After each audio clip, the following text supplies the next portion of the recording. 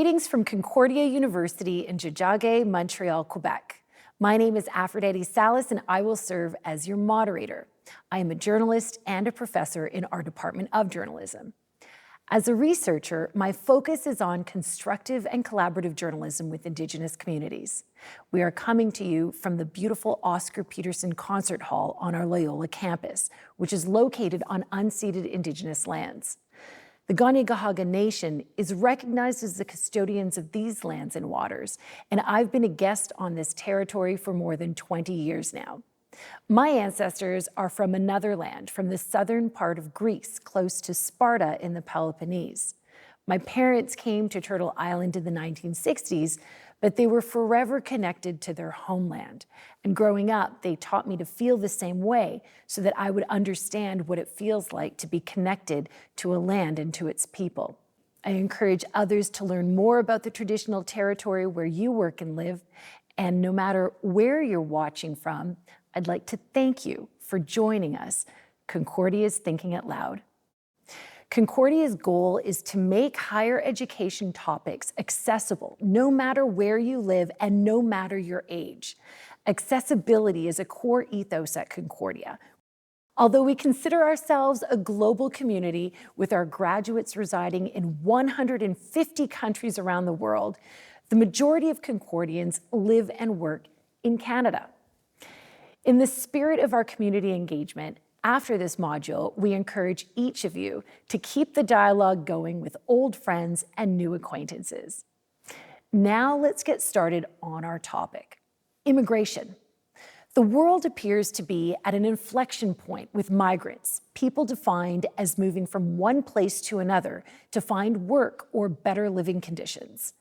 The United Nations estimates that there are 281 million international migrants at present, a number that is currently 3 times more than compared to 1974. Often displaced because of poverty, violence, famine, or war, migrants represent 3.6% of our global population. And Canada is no stranger to immigration. Our unceded lands have taken in generations of newcomers who have sought better lives. To unpack the facts about immigration, we have gathered 4 leading thinkers on the topic. Each of our speakers will have an opportunity to present varying perspectives. And after everyone has their say, we'll continue with a round table. Let's begin. Our first speaker is Mireille Paquet, a professor in our Department of Political Science and Concordia University Research Chair on the Politics of Immigration. She directs the newly created Institute for Research on Migration and Society at Concordia, Canada's first bilingual hub to explore prospective solutions. She also directs the research team on immigration in Quebec and elsewhere. Mireille, over to you. Merci beaucoup.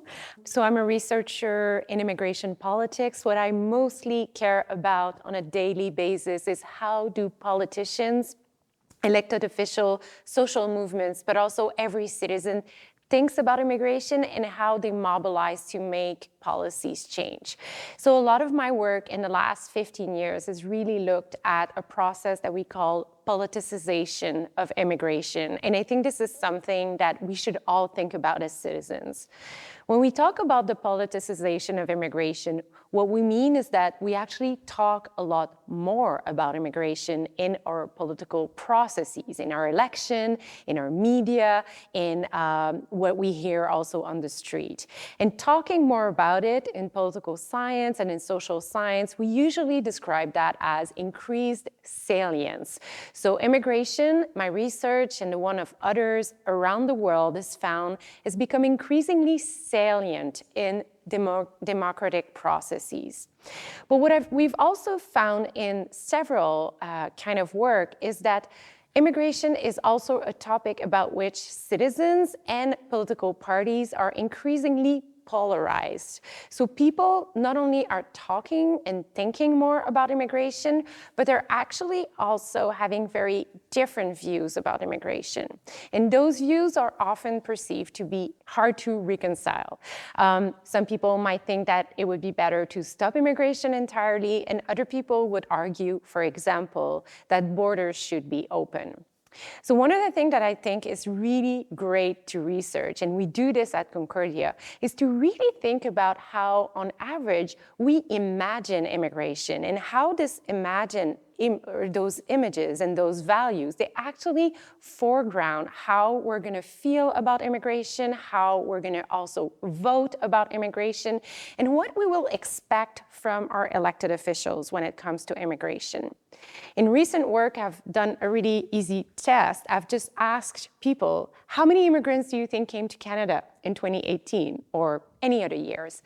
And what we found with my colleague, Andrea Lawler, is that people overestimated so much the number of people coming in Canada. We just talked about the fact that there is about 3.6% of the global population that is an international migrant. And I'd like to stop here just to say that this does not count the record number of displaced people the world is now experiencing. But what we know is that in general, people overestimate this number of international migrants, and that this numerical estimation or overestimation, it leads people to be really anxious and to be really nervous about immigration. So one of the things that I think is really important as we think and teach about immigration is just to bring up the fact, right? And let people know about those actual figures, explain them and put them in context. In this same research, we did another thing. So not only did we ask people for numbers, but maybe some people who are listening to this, and maybe some of you here, not really good with numbers. That was my case when I was an undergrad. So we also asked people, who do you think about when you think about an international migrant coming into Canada? And we gave them choices. So some choices that are kind of known in general. So someone who comes to work, someone who comes to meet or to reunite with their family, someone who comes for international protection. We even added international students, which at the time were not so salient, but we're talking so much more about. And what we found was interesting is that those images also mattered so much for opinion and anxieties about immigration. So Canadians who thought about immigrants as coming to work were generally quite positive about immigration. But when people thought that most immigrants coming to Canada were coming for humanitarian reasons or even were students, then those opinions were more negative. And what was interesting is that we saw that these were kind of, cross-cutting, which means that people who were thinking that a lot of people were coming and that most of these large numbers were humanitarian, there were people that were especially nervous about it. So I bring this up just to say that, one of the things that we found in this research on the topic of immigration and the topic of politicization of immigration is that despite the fact that we speak more about immigration, perhaps even more than we've ever done, at least in our Canadian history, we are actually talking about different things. We mean different things when we talk about it. We mean different group of people, we mean different numbers, and these miscomprehension and these misrepresentation, they're not a fault of individual, right? Nobody is wrong for thinking that, nobody is miseducated. Immigration is super complicated. Most of us don't have direct contact with it, right? Unless we've had friends or a family member. But it means that we have so much more to do in order to bring up factual and correct and contextual information into our politics in order for us to move away from this cycle of politicization, polarization, and increased salience. So in our work, we see that and we think that we need to go further and think about intervention to try to help people to think more contextually about migration. So a couple of things that we do at Concordia and we do with my team include we've run survey experiments in which we provided people with factual information about migration programs, about federal immigration targets in Canada to try to see whether it changes their perception, whether informing them actually helps. One of the things that we found, and we're not the first to find that, is that it actually doesn't work so well. So just giving people information, correcting their misperception is not enough to change people's attitudes towards immigration. But recently, new studies that we've conducted where we provided people with information in a survey experiment, again, helping them contextualize the immigration fact, For example, we showed people information about what sometimes we talk about as a low-skill worker, even though this idea of low and high skill is very debatable. But let's say someone that would come to Canada to take a low-paying job for which there might be a lot of labor market competition. Generally speaking, we know that Canadians and people in other countries, they don't favor that type of migrants. They prefer what they perceive to be high-skill migrant. But what we did in that is that we really explained how this person would affect the local community in which the respondent of the survey experiment was living in, right? So it would affect, bring more people, maybe help in Canada, make the Tim Hortons work, allow the school to function. And when we provided that information, which was information that was valid in a respondent's context, we did see that it really changed how people felt about immigration, made them feel more at ease, but also made them favor more open migration policy. So this is the kind of work we're doing, but we're also trying to teach community members how to do that. And we're also really trying to teach a new generation of students to not only conduct research like that, but also to talk to government and to think about how they can conduct that work in government. In a country like Canada, where, our population is decreasing, whatever we do, that's not gonna go away. We're gonna have to continue to think about having migration programs that are maybe not perfect, and I'm the first to say that, but at least that, maintain high migration targets. But if we want to continue doing that and we think about how we can ensure the population's, renewal, we also need to think about how we ensure that citizens feel good about those migration policies and also feel like they're being listened to. So this is the kind of work that we do at Concordia. And we're really proud to have a migration studies program and a migration studies certificate at the undergrad, in which we help undergrad learn more about these policies, really understand the nooks and crannies of the immigration program to be able to be those change agents in their society. But we also have a really amazing combination of graduate programs that look at both critical sides of the work, because I think it's really important to challenge a lot of these assumptions, a lot of injustices that are going on when it comes to migration, as well as really think about different methods, empirically, scientifically, to get at those questions of migration. Because in this era of politicization, the other thing that's happening is that a lot of assumptions are being made, a lot of assumptions are being circulated, a lot of stereotypes are being reinforced.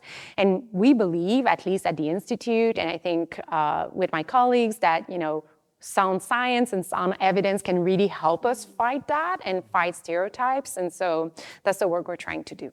Thank you so much, Mireille, for setting the pace for our discussion. I look forward to learning more during the rest of our talk. Next, we have Ishita Tiwary, a professor in Concordia's Mel Hoppenheim School of Cinema, as well as Canada Research Chair in Media and Migration. Ishita directs the Raah Lab, which brings together scholars, activists, and community partners. The Raah Lab serves as Canada's first institutional hub for the study of media and migration. Ishita? Thank you. Thank you for the introduction. I'm also loving the words being used: constructive, collaborative, the politicization of immigrants, representation, experiential. And I want to latch on to experiential. I'm an immigrant myself. And when I was thinking about how do I give this lecture, it was I was like, this is very difficult to separate from my own personal history. My personal research work is on platforms, media representation, infrastructures, but my work in Montreal is specifically with migration. So it's my personal experience and my research are intertwined. And there's no way I can speak about this in a very critical, objective way. So what you will hear as a lecture is experiential, anecdotal, and I hope that this experiential, anecdotal vibe also kind of engenders critical thinking, and perhaps maybe makes you think of immigration, which something Mireille started with her own kind of talk, was in a nuanced way. It's complex. It's not black and white. So how do we think about immigration? So I came to Montreal in February 2019, February 14th to be exact. It's Valentine's Day. It was 25 degrees in New Delhi, and I landed in Montreal, it's minus 25. already the weather is isolating. Like, it's so cold, it's a new city, everybody's hibernating. And I came in 2019, and 2020 we had the pandemic. And so that increases the isolation. Also, immigration, I could not see my family for 2 years because I was not allowed to leave the country because my paperwork was not processed. So I was stuck in this country and I did not see my parents for 2 years. How do I deal with this isolation? Because the policies affect me and my everyday lived life, even though I want to point out I'm a very privileged immigrant. I have like a job in a university that pays pretty okay, and I can have a decent life. But yet I see that there are barriers to my everyday life, which is nothing compared to what I see in my research. So my solace came through working with community organizations in Montreal, which also informed my own research and the work that my lab does. There is this neighborhood in Montreal called Park Extension. It's one of the most diverse neighborhoods in Montreal where 100 plus dialects are spoken. I realize, depending on where you are as an immigrant, your access to a basic fundamental right to healthcare can get affected.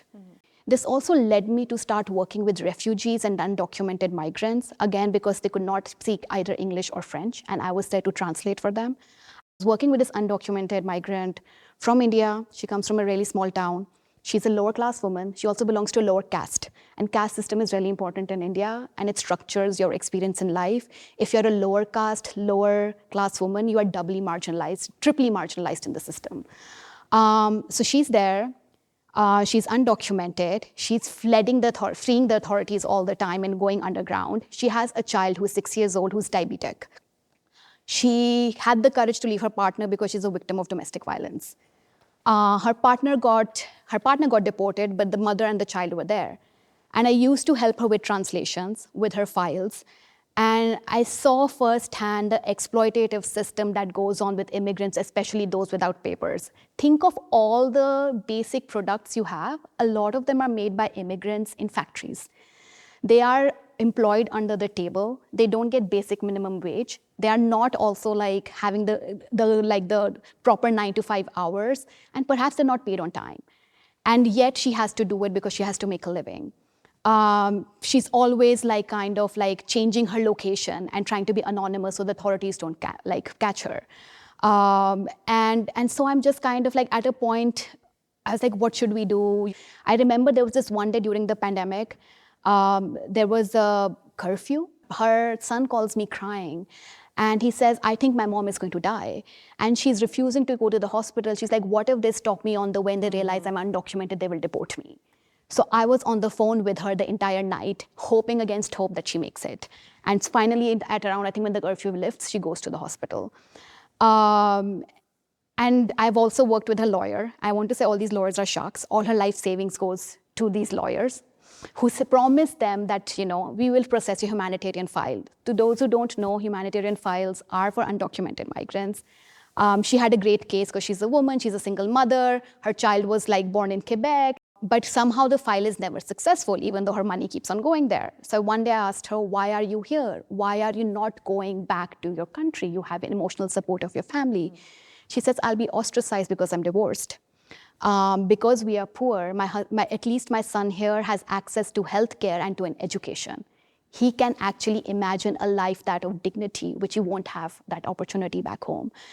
And so I saw these multiple experiences of immigrants across the city, which also opened my own eyes and to my own privilege. And that informed the kind of work that my research lab does, that is working with community partners about how critical thinking meets community action. And so we're like, okay, we have resources at the lab. What can we do? So we're like, okay, why don't we think about using media and training people to make videos, and they create videos based on what their experience is. It's up to them. So we actually, it was a 1-year-long project. We taught them how to shoot videos, edit videos, light for videos. We conducted multiple workshops. We provided all the infrastructure. We provided them with the equipment, editing suites. And you can see a lot of them were enthused to see themselves on film in a way that they could recognize with. So 1, it made me realize the importance of grassroots action. 2, that representation matters and media matters, and how media represents is really important. The second thing that we do ongoing is with Immigrant Workers Center. It's a legal clinic that's situated in Côte d'Ivoire that gives legal aid to refugees, undocumented immigrants, non-privileged immigrants, etc. And we are working with them on the regularization campaign. So often we'll have events, we'll have immigrants who are looking to get regularized or get their papers, and they will come and speak. And the audience is given an opportunity to kind of just have a dialogue with them. And we circulate a letter that we have written and people can sign on it. And we've actually been able to get people whose humanitarian files have been approved. We also do like walking tours of the city. So there's one in the garment factory that's in Montreal.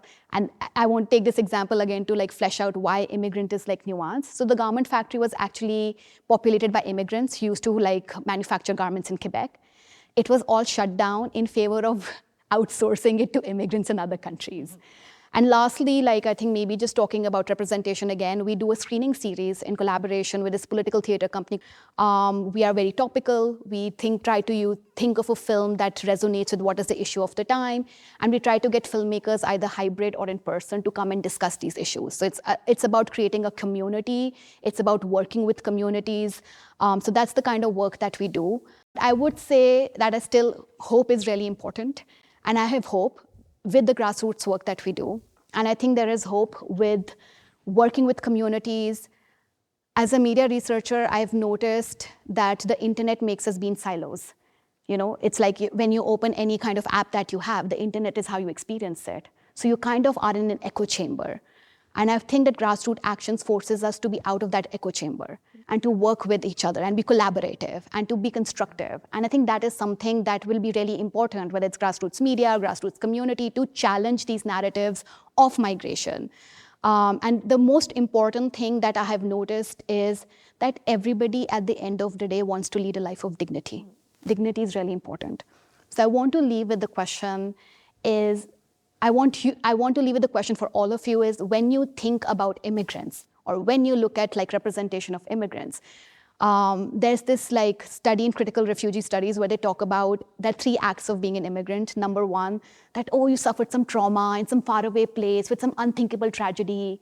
Then you're saved by a humanitarian organization or a global north country. And finally, you have to perform gratitude. Which is just kind of, and it is true, like if you see a lot of these rhetoric, there is this idea of like, why you're not grateful? So I want to kind of turn the tables on that. When you see that representation, think of what made them leave their homeland. Nobody wants to leave their home. What were the circumstances that made them leave their home? How was your country complicit in in creating situations in their homeland to make them come here? And finally, who gets to be called an immigrant and who gets to be called an expat? Yeah. Who gets to be called a digital nomad and who gets to be called an immigrant? That's it. Thank you. Thank you. Thank you, Ishita, for offering both your personal and your professional experience. Our next speaker will examine another facet of immigration. Andrew Ryder is a professor and chair of Concordia's Department of Psychology. He has a dual training in both clinical psychology and cultural psychology. He studies acculturation, or the integration of people into new cultures, and its implications for the mental health in migrants. He'll now tell you more on this topic. Andrew? Thanks very much. So I've been listening with great interest to both of your stories. In psychology, we tend to study the experiences of the individual. In this case, what happens to people when 2 or more cultural groups come in contact with each other? And cultural psychologists call this psychological acculturation. Now, for decades, this was understood as a single journey and it had a single destination. Especially the first half of the 20th century, but actually through much of the 20th century, acculturation was a one-way journey. The only way that it would deviate is if you got stuck somewhere. You start off in a sepia-toned photograph. You're standing in the immigration line on Pier 21. You're shivering in the unfamiliar winter cold. At the far end, you're in glorious Technicolor. You're cheering your thoroughly Canadianized children at their hockey practice. Done. A journey. Maybe in a lifetime, maybe in a few generations. And what about the in-between stage? Well, of course, researchers in a former era were pretty convinced that that was the danger zone. This used to be called the marginal man. Neither of the old world nor of the new. The marginal man can't go home again, but neither does he feel at home in this unfamiliar land. Now, the experts didn't know a lot about the marginal man, but they did know he wasn't doing very well. You got to get the people through that as quickly as possible and on to the glorious endpoint. And many of my colleagues think now that there is another way of thinking about psychological acculturation. What if different migrants end up taking different paths? Now, sure, some might follow the classic trajectory. They shed their old ways, they take on the new. Others may preserve their homeland traditions. Some might even limit contact with locals. Still others might find a way to move back and forth between cultural worlds, shifting languages, shifting codes, perspectives, even emotional responses. Now, of course, another factor is the local society's attitudes towards migrants. Now, this can range from an official political ideology to just the feeling on the street about migrants and certain kinds of migrants. Now, some migrants might live in a society that in certain ways celebrates this moving between cultural worlds. Others might appear to outsiders to be living in their own worlds. They haven't necessarily chosen this outcome. Maybe they've been socially segregated by local prejudices. Now, no doubt migration is difficult. Even the pathways that lead to well-being in the long run, and we think it's different ways of creatively integrating the elements of old and new cultures. There's always challenges. Now, it's one thing to be flexible and enjoy different kinds of food. It's quite another to try to be flexible and incorporate several different value systems. There's a lot of potential for clashes to emerge, and some of these clashes emerge in the self. They're not even public clashes, they're internal clashes. Others happen out in the world. They're clashes with neighbors, clashes with family and friends. And these clashes are not easily resolved. Now, all the same, it's too easy to just pathologize the process. We shouldn't forget migrant resilience.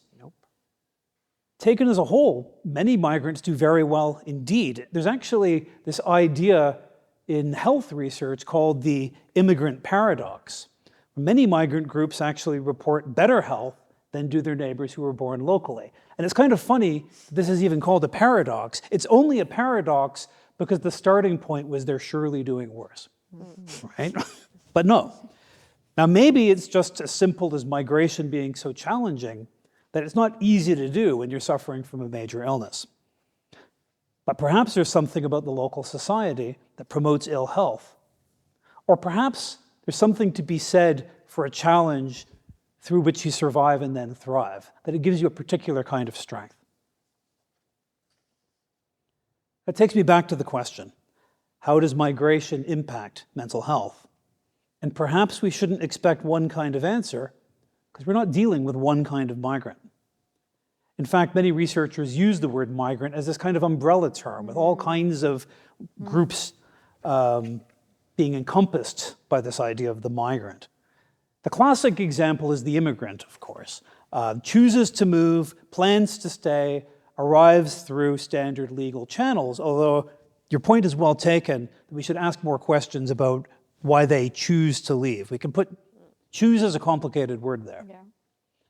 Second example is the sojourner who chooses to move and plans to leave. They have a particular goal, a particular time frame.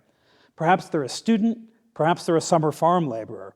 Maybe they're a manager for a multinational corporation. They get moved around regularly, or a member of diplomatic staff. And then a third example, of course, is the refugee. They never wanted to move. They have no idea whether they will ever leave. They might desperately miss home and be terrified of returning at the same time.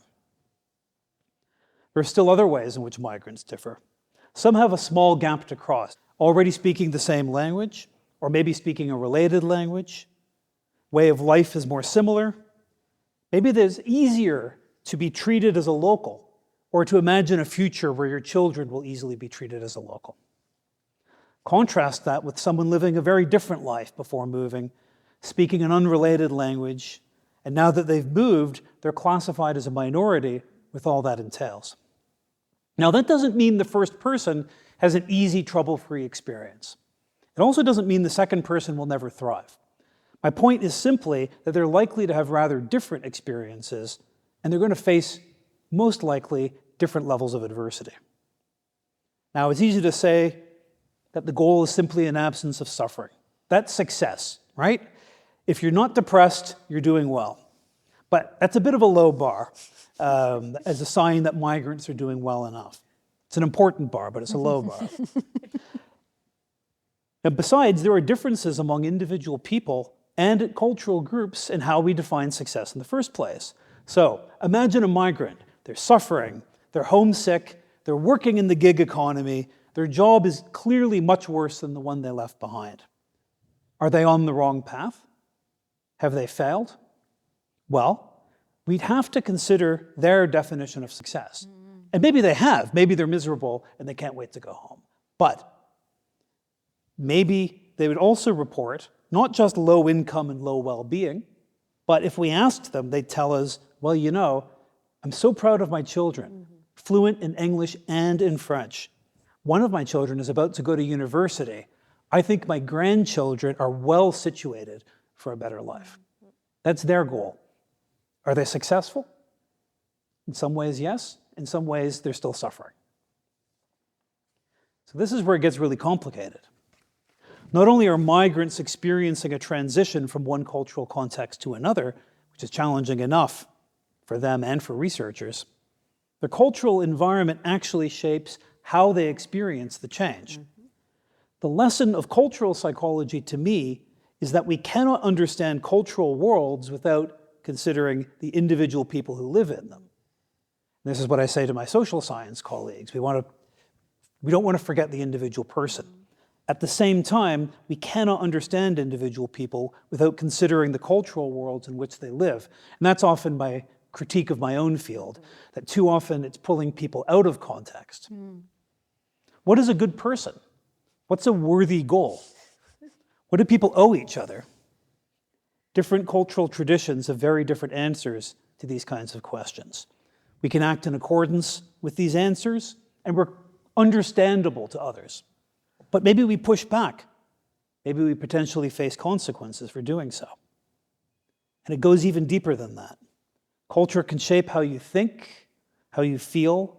It can guide how your eyes scan a visual scene. It can even affect how your brain responds to the world. And all of this has a profound effect on my field, cultural clinical psychology.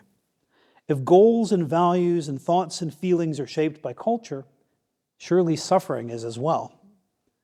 People from different backgrounds understand suffering in different ways. How many tears are too many tears? At what point do you think this crying is a problem? When does the person need a doctor? When do they need a healer? How much alcohol is too much alcohol? Should you tell your mother that you're anxious and depressed?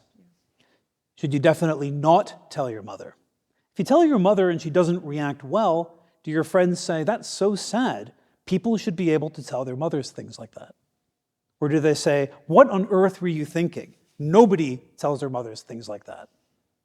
Think here of culture as a shared agreement on what is normal and also what is not. It's not just what people believe and what they're willing to discuss. What if the very experience of distress is different across cultural contexts? What if beliefs play a role in how you actually feel? And what if lots of people feeling this way and talking about feeling this way changes what people believe? And this is what actually happens. And it's not that people can feel anything. It's not arbitrary. But we can suffer in so many different ways. In Vancouver, many recent migrants from China are more likely to focus on bodily symptoms, such as headaches and fatigue when distressed.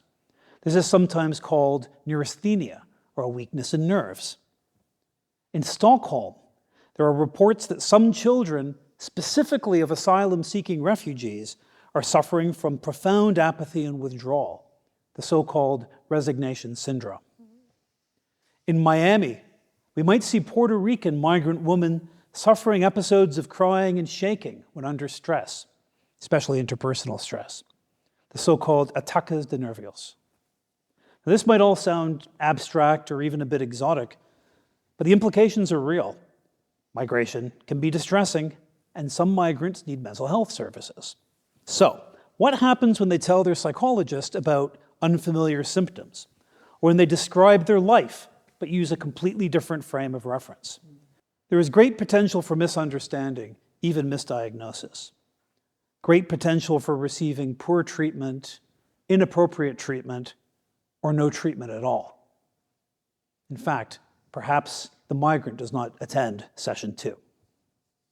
For a couple of decades now, I've done this work at Concordia University, and the local Montreal environment has introduced me to a whole new vision of cultural diversity and complexity. If we want to understand migration, there's no doubt we need contributions among many fields. My part is to keep in mind the complex individual experience of the migrant, shaped by their cultural context. I want to know how they can suffer, how they can go on to thrive, and how we can develop better policies and better services to help them do so. Because migration is not something that certain unusual people choose to do. Rather, it's an essential part of the human story. Maybe it's not an international move. Maybe it's a more local one. If it wasn't us, it was likely our ancestors, ultimately our distant ancestors. And that's not just true in Canada, it's the reality all around the world. Moves small and large. Whatever our politics or our policy preferences, we cannot understand migration without including the experiences of the migrant. Thank you, Andrew, for shedding new light on these matters. Our final presentation is by a guest and a Concordia partner. Marie Chapman serves as Chief Executive Officer of the Canadian Museum of Immigration at Pier 21, founded 25 years ago in Halifax, Nova Scotia. From 1928 to 1971, the site served as an ocean liner terminal, an immigration shed. Pier 21 is often compared to America's Ellis Island in terms of its importance to Canada's mid-20th century immigration. Like so many other newcomers, Pier 21 was where my own father arrived on his journey to Canada. Marie has played a central role in the establishment of the Canadian Museum of Immigration at Pier 21. She was appointed by the Government of Canada in 2011 as the museum's first CEO and is currently serving her third consecutive mandate. Marie, over to you. Thank you so much. It's a real pleasure to be here with all of you. So I want to just pull a couple of pieces from some of the more recent eras and some very specific stories. We are a museum of stories. We collect oral histories, written accounts, quotes, images, you name it. We have so many different testimonials to the experiences. And I will say, in that expression, there is the good, the bad, and the ugly. All of them are there. There are some commonalities. And so I just want to start with the post-World War II era, when, in the late 40s, the 50s, and through the 60s, between post-war reckoning and countries like the Netherlands not being able to afford to manage their people in a very organized way, having them come to Canada, or the march of communism coming and people fleeing to come to Canada. So in October of 1961, a man who became the president of Air Canada, Calin Romanescu, arrived with his family. They fled Romania and communism, and they came to Montreal as a young family. Calin was 5, sister was 8. His dad had to start over. He was a physician. He had to start over. He had to redo his residency, his internships, all of his requalifications, everything. And his family were so determined. They arrived with $60, 2 suitcases, and as Calin himself says, a boatload of hope. And they started fresh in Montreal. And when Calin was doing research, he spoke at an event at the museum, and he was doing some research, and we helped him find some documents, and he came to realize that the Jewish Immigrant Aid Society, JIAS as it's called, were really central in his family's arrival. And he did some work in their archives, and he found a caseworker's note on his family. And I just want to read it, and in his words, in the caseworker's words. Dr. Rovanescu requested our counsel regarding an internship in the community, and we will arrange for him to meet a doctor at the Jewish General Hospital. No financial assistance was granted, nor was it requested.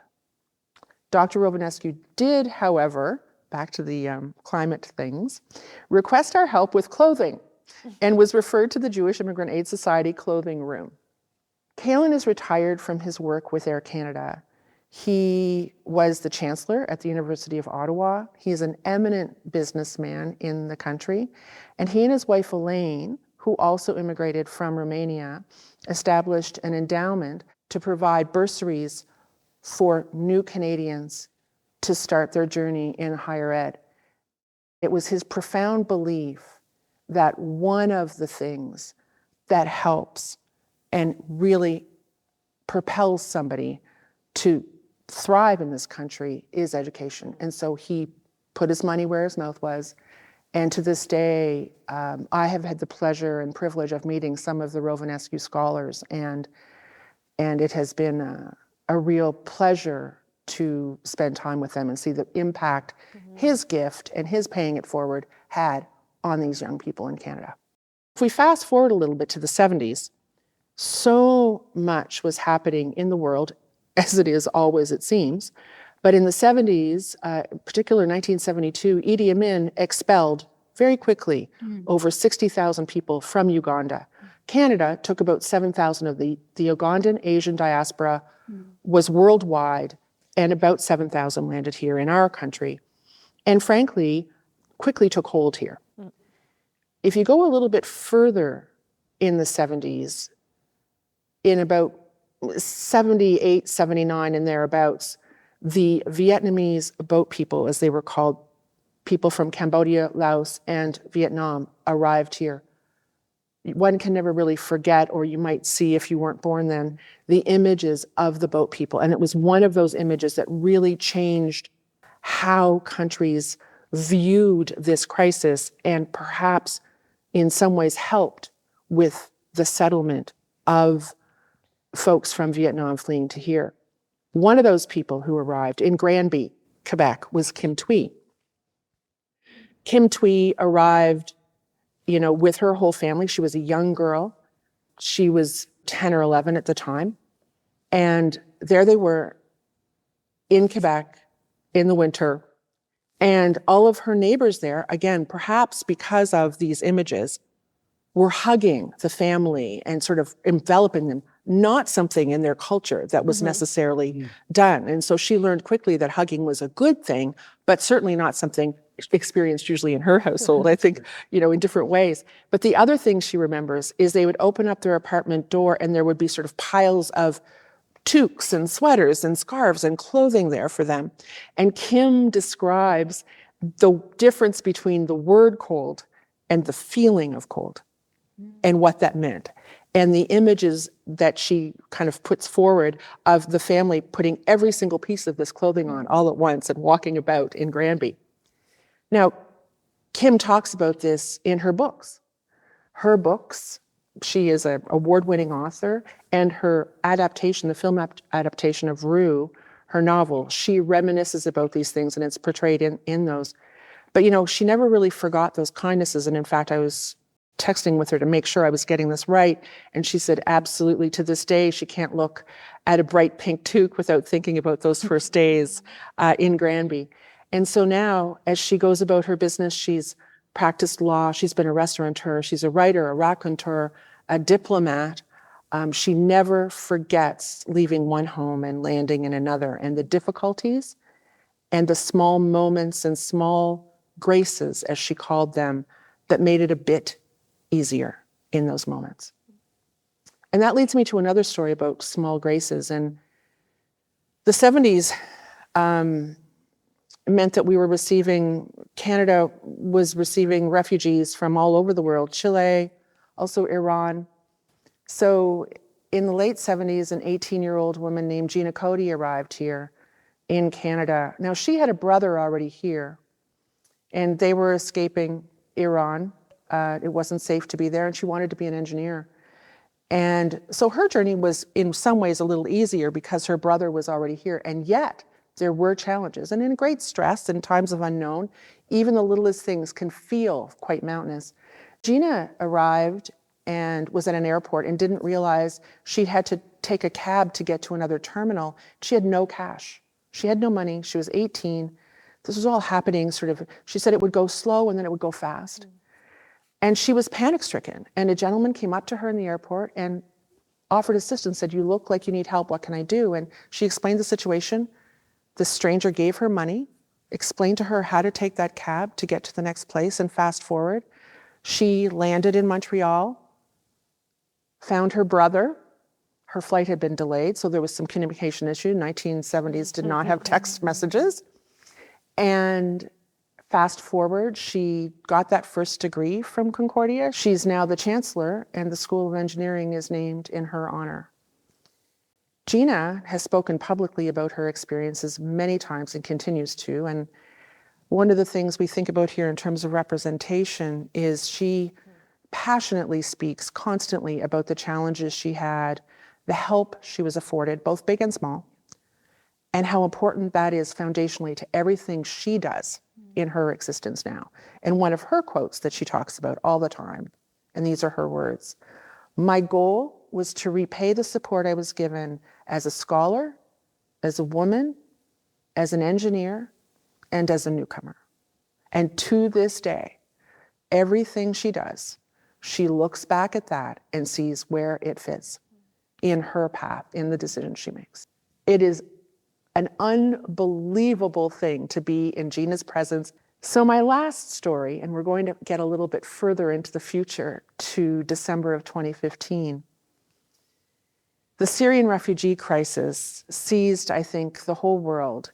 And again, I don't know why this happens, but sometimes it takes one photograph to change the way people view a tragedy of unimaginable proportion. But on September 2nd of 2015, Alan Kurdi died, and the image of his body shifted at least a little bit, and at least for a bit of time, the way the world thought about that crisis. And in the aftermath of that, Canada accepted again over 60,000 Syrian refugees over the course of time. But the first wave started in December of 2015. And really close to Christmas in 2015, a young man named Tarek Haddad, 23-year-old former med school student, arrived in Halifax by plane at the Halifax airport. And Tarek and his family eventually followed him, not far after, just a few months after for most of them. But he was part of a sponsorship group, was supported by a sponsorship group from a town called Antigonish, Nova Scotia, home of St. Francis Xavier University. That sponsorship group greeted him at the airport. And within about 4 or 5 days after that arrival, he was interviewed by a CBC reporter named Carolyn Raah. He said, waiting in the arrivals section was a group of more than 20 people from Antigonish holding signs that said welcome in Arabic. Oh my God, when I saw that view, it was the moment of my life. I can't even express how this moment and that gesture touched my heart at the Halifax airport. And so Tarek went on. He's now, 9 years later, he's a husband. He's the president of his family's chocolate company, aptly called Peace by Chocolate. His father had a second-generation chocolate company in Syria, so they continued that on. And in January of 2020, he became a Canadian citizen at Pier 21 in a citizenship ceremony that was quite unforgettable. They're all unforgettable, much like the plea to support important things. I would say anybody who can be in attendance at a citizenship ceremony, it will certainly help you appreciate what it means to become a citizen of this country.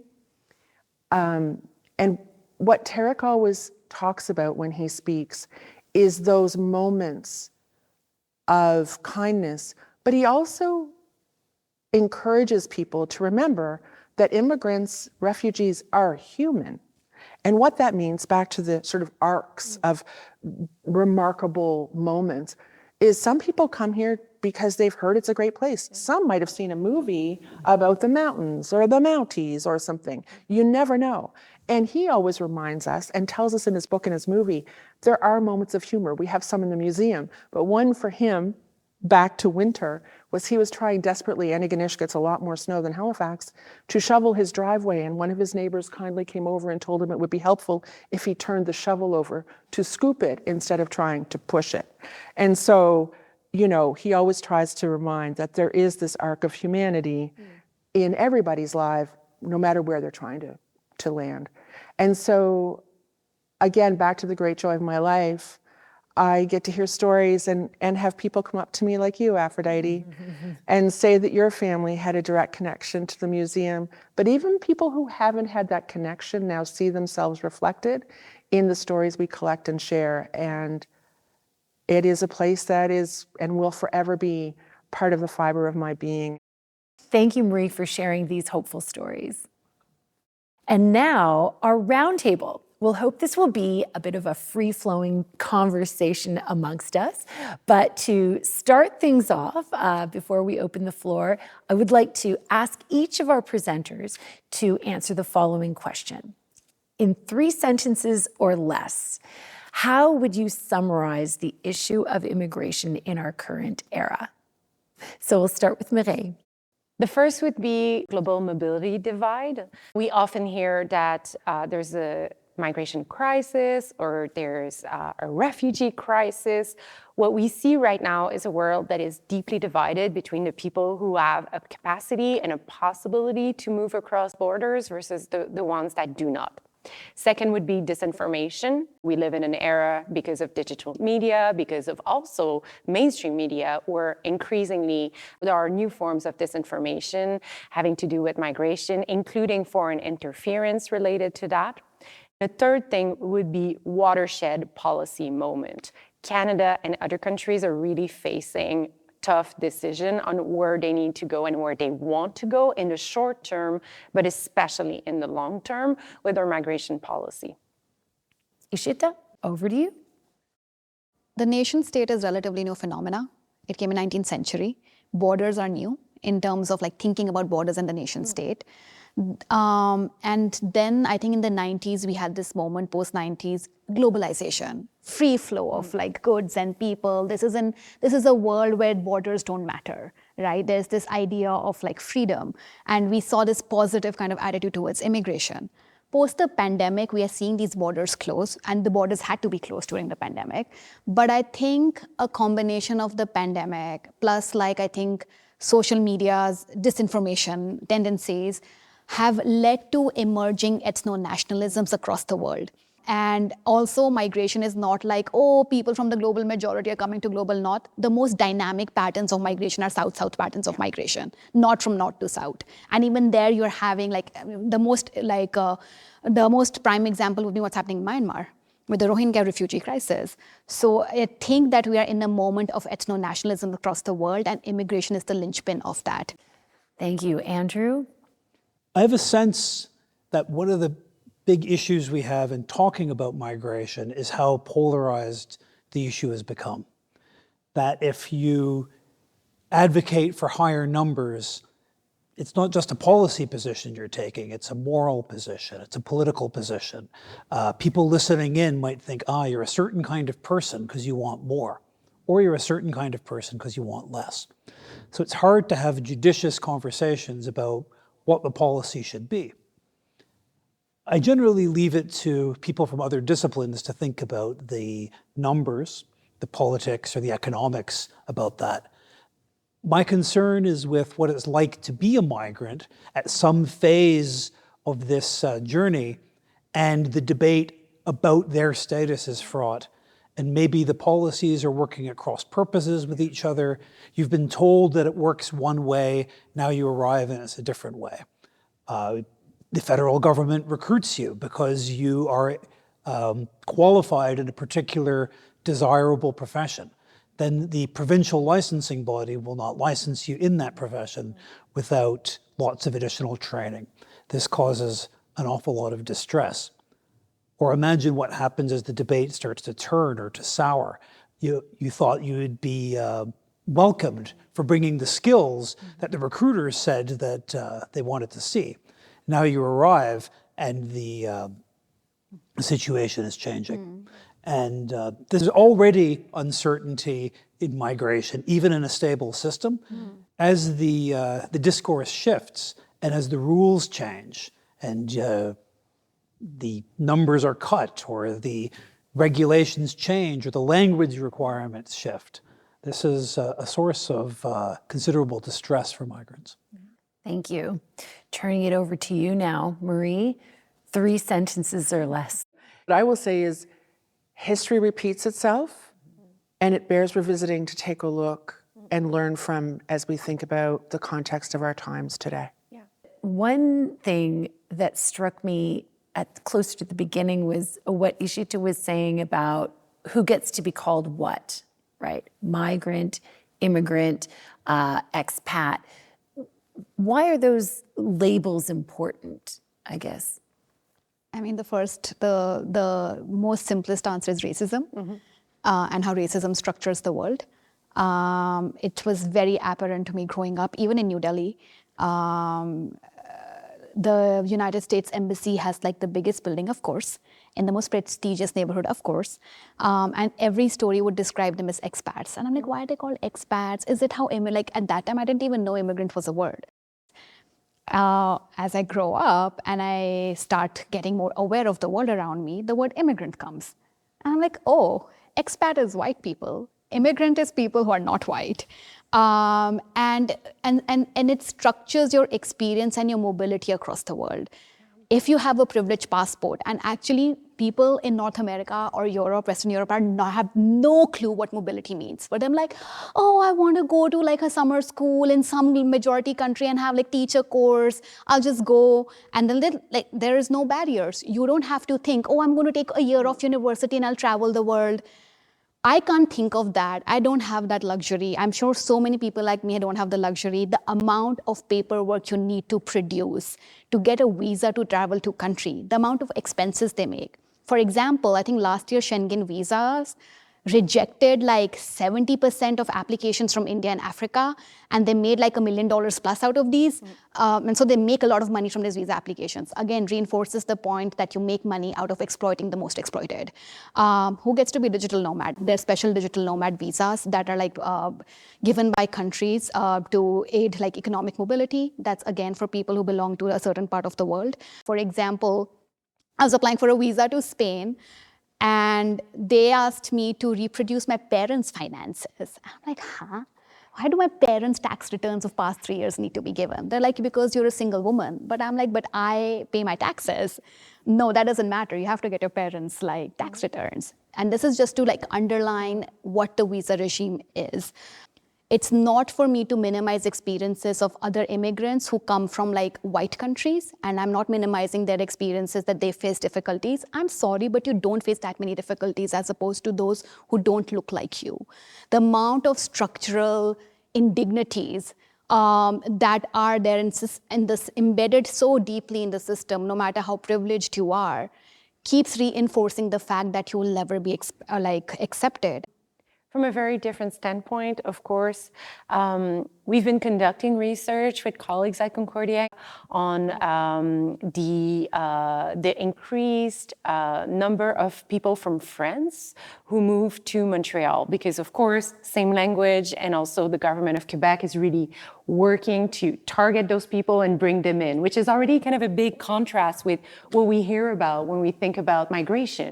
But little do we know that our governments are actually going to some parts of the world trying to get those people to come in. And so French nationals are part of those really wanted and privileged people who come to Quebec. And what's interesting and also reminded me of what Andrew was talking about is that the people we met arrived at different points on different visas. They came for different reasons. Most of the time they came because they wanted adventures in the great, forest that is Canada, or they wanted to, the Canadian nature, or they were really motivated by a feeling of being stuck in France. So experiencing racism in French society and thinking that there is more social mobility in France, in Canada or in Quebec. But what was really striking for us was the amount of culture shock these people were talking about and the experience that they had, because they identified as expat. They never thought of themselves as immigrant.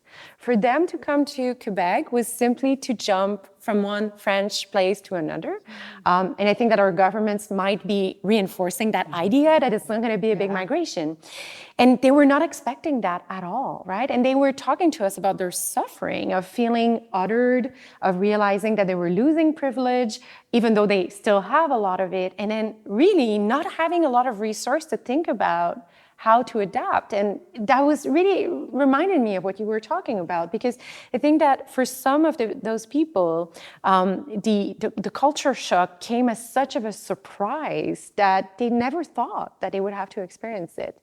And the distrust and this really tiny culture cues, we were just talking about it, the fact that Quebecers might be less confrontational, the fact that workplaces are less hierarchical and it's difficult to work, the fact that gender relation and how you meet a partner is quite different between Quebec and France, were really area of suffering. And not only that, but they were telling us, and that's also interesting to think about how identity and positionality can change from one place to another, but they were telling us, and I don't think that I agree, but that they were structurally also discriminated again as French people in Quebec.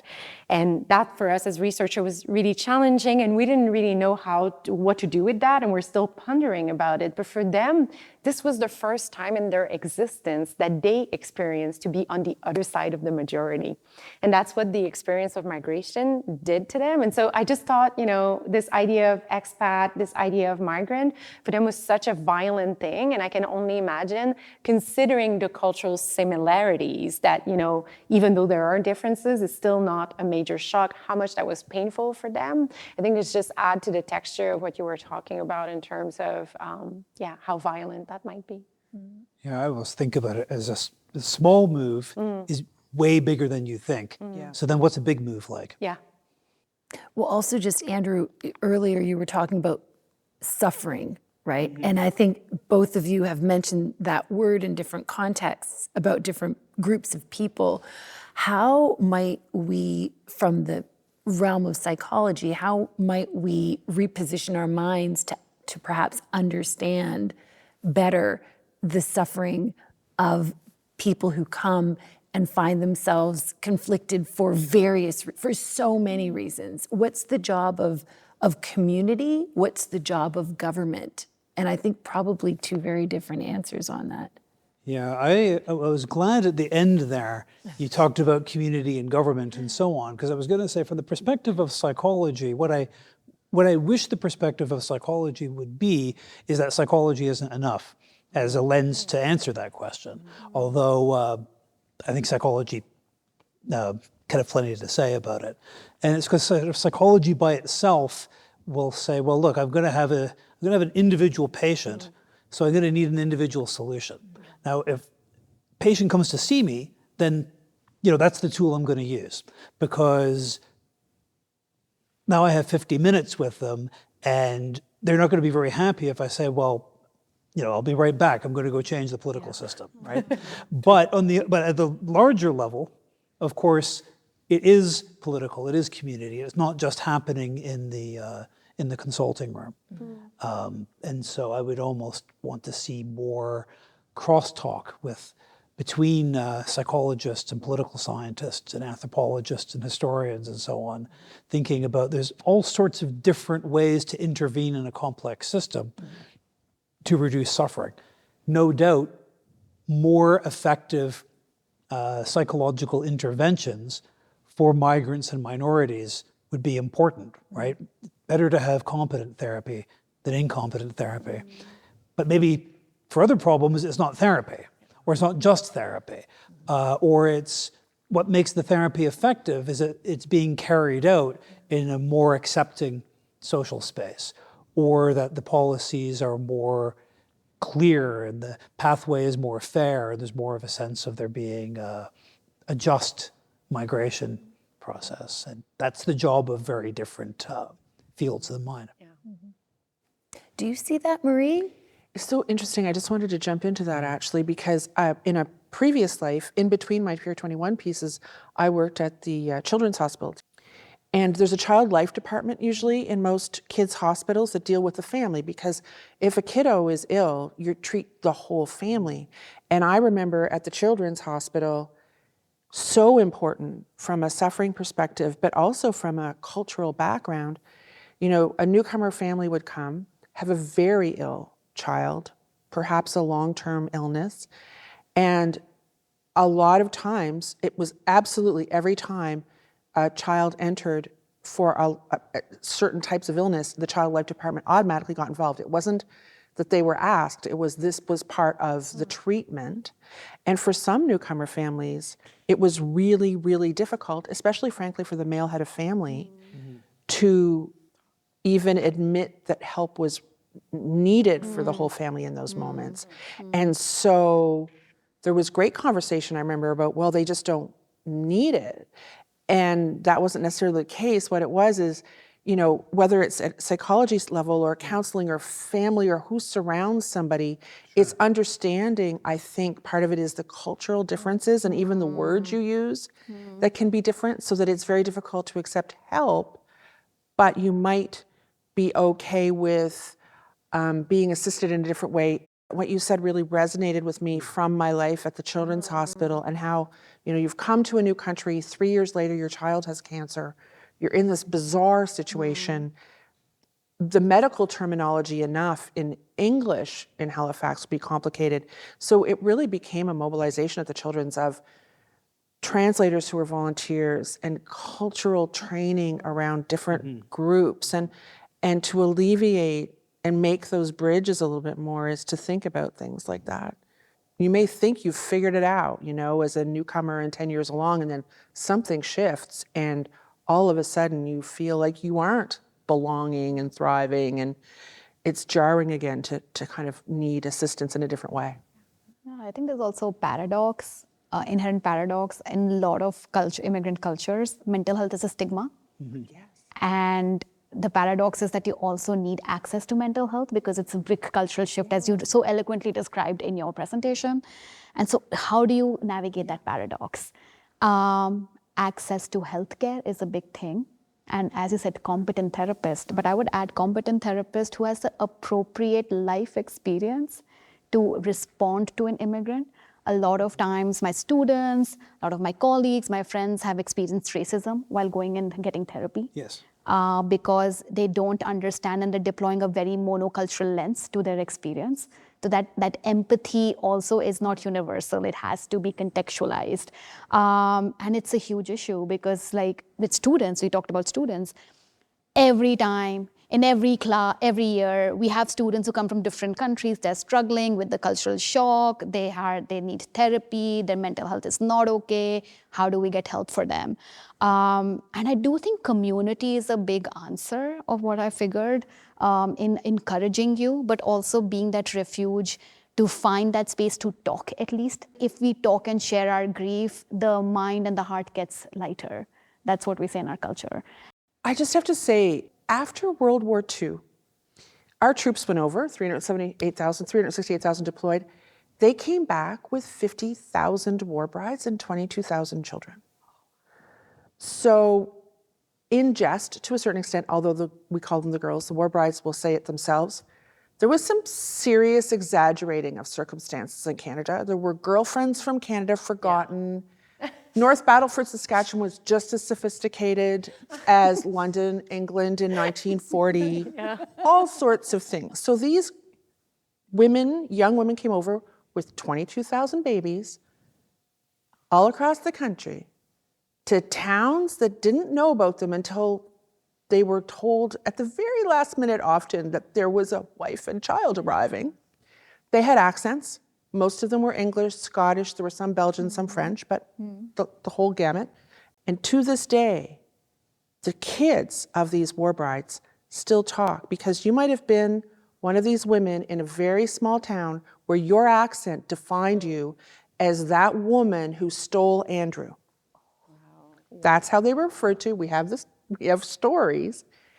And they felt so alone. And to your point, in the early 50s, there were clubs, there were letters, some of them were, sort of in these communities where they were the only ones, but they found each other again. And they stayed together. I have been to War Bride reunions where the stories they tell sustained them and got them through incredibly difficult times. They weren't necessarily welcomed into their in-laws' homes. They had no idea what to expect. At the museum, we have these books, Welcome War Brides. They weren't given those books until they were on the ship, so they had to go about how to pluck a chicken, kill a rabbit, help somebody give birth. They thought this was funny until they landed at Pier 21 and got in trains, and all they saw for 4 days were rocks and trees. And then they started reading the books, realizing this might be real.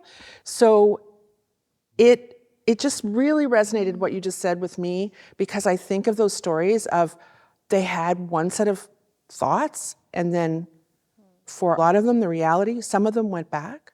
Some of them arrived at Pier 21 and their husbands didn't greet them, so they just turned around and went back on the ships. These things happened, and it was their community of each other that they saw in themselves that helped a lot of them get through it. We're seeing big shifts, though, because historically, of course, Canada has welcomed immigrants for many, many years. I'm thinking of the student issue in particular that, we were talking about students earlier. Now we see that across the country, the doors to Canada are almost completely shut for students going forward. How will that change migration in this country? So maybe I can start by saying that there's a couple of things happening at the same time. So we are experiencing for the first time in multiple years caps to international study permit, and that's going to affect our universities for years to come. But this comes also at the tail end of a decision that we had made in the country, which was to favor what us migration scholars usually call two-step migration. So you arrive in a country on a temporary permit, either as a student or as a worker, and then you move to permanent residence, which is the equivalent of a US green card, so a status in which you can stay in a country. You can pursue citizenship after, but you don't have to. And so for a long time, the idea was that, if you get a Canadian degree, we think that, you have a good chance of doing good in the country. And so therefore, we would favor you as a permanent resident. And we're seeing for the first time kind of a track back of this approach. And it's still very early to know exactly what's going to happen, but it does raise a couple of questions that I think are worth it to discuss. It really shows how for Canada, migrants themselves has always been a resource, right? So migrants have been a human resource for a very long time. They were war brides, they were farmers, they were opening the middle of the country, they were working in factories, and more recently, they were financing the higher education system in Canada because international students pay very high tuition fee, and then we take the best and we keep the best, and we send back the other ones. And so, whether the government decides to go back and forth, what history tells us is that we're going to find another way to kind of use or misuse or extract migrants as a resource in Canada. And I think we're all concerned about what that's going to mean for our universities for sure, because it means maybe less students, it means a less diverse students population. It means that maybe we won't be able to contribute to kind of a globally helping people access education. But it might also be for Canada, or at least for some of us, also a moment to think about, did we actually do good with that policy? Because we took a lot of people, we took a lot of things out of families and out of communities by, everyone pooling resources to pay for tuition, to send one person in the country. And clearly that was not sustainable for a lot of communities, but also for our institutions. So I'm not going to predict the future, but to me, it's more kind of a testament to a trend that is central to our relationship with immigration that we see repeating all the time. It seems to me that although suddenly decreasing the numbers is an immediate shock, it's immediately in the news and so on, suddenly and chaotically increasing numbers is not necessarily good policy either. And I think it does raise questions like they both contribute to a sense that the system is unstable, and that you can claim a certain virtue by on one side of the political spectrum by suddenly opening it. You can claim another kind of virtue by suddenly closing it. Neither one is well suited to judiciously figuring out, well, what do we want to do here? Think about it holistically, right? We don't think about what effect does it have to suddenly increase, to suddenly decrease? Yeah. And I think that just speaks to what I was trying to express at the beginning. When we're thinking and when we're studying the politicization of immigration, what we're also talking about is the fact that we can't really have those deep discussions anymore as a political community, because we're always kind of like dealing with crisis to crisis, sometimes man-made crisis, right? Often crisis about immigration in the absence of migrant, which is super interesting as well. There are people that have thought about that. There are people that have done studies, like macroeconomic studies, people that have done studies also about how to rethink the future of post-secondary funding and how to rethink about how universities can stop being structurally dependent on, international tuition. But in a politicized context, we don't have time to discuss those things, right? So we're always going to be trying to get to a quick fix solution, and And then that creates problems, and the problems then politicize it further, Yeah. right? Because now now you start using the word crisis at the end of your sentence. Yeah, you understood my lecture. But also, I think like the practices that you're talking about, so many of these colleges opened up in Canada, which were offering people, we'll give you a diploma, you come, they charged an insane amount of money. That was just a pathway for people to get residency. It was really exploitative. And I think the argument universities are making is we are legit. We followed like rules. You actually have to go through as the bad faith actors. Why are we being punished for the bad faith actors? That's one part of the story. The second is that it also feeds into, and like we can't predict because it's a larger ethno-nationalist movement that we're living in. Plus the ongoing neoliberalization of the university. Exactly what's unfolding right now has happened in the UK. You see the universities are under existential crisis because they have done exactly the same measures that Canada is doing right now. Departments are being shut down.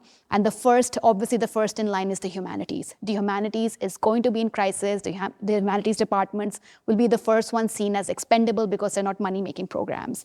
Maybe I'm painting a bleak picture, but it's not like I'm basing it on a hunch. It is something that we're seeing as a pattern that's unfolding. We're also seeing it in like US universities where tenure is being taken, where departments are being shut down.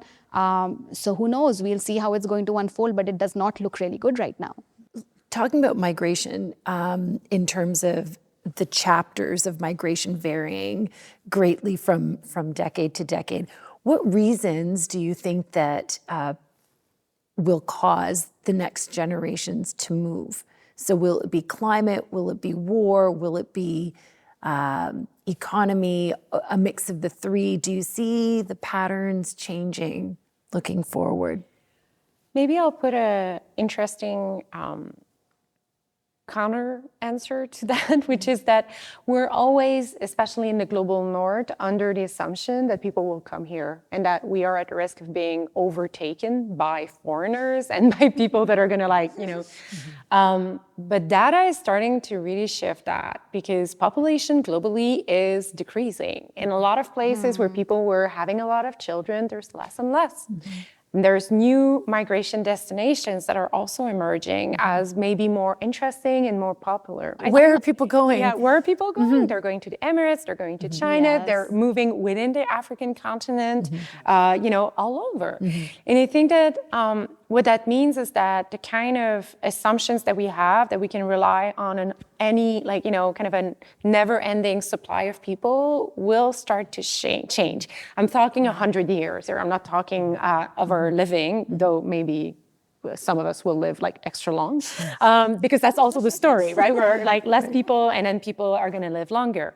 And so there are things that we know are going to happen. Climate displacement will increase. Conflicts are not going away, and we're entering an era both with ethno-nationalism, but also more insecurity, more globally, with changing power structures. So there's going to be more conflict, there's going to be more displacement. But I think that a lot of researchers at this moment are really thinking that this really big demographic shift makes it difficult for us to know in 100 years what's going to happen, and who, where, and how people are going to go to different places. So I'll just put that here. Thank you to all our panelists for being here and for taking part in this conversation. It was a riveting conversation. Thank you. And to everyone watching, thank you for joining our Thinking Out Loud module.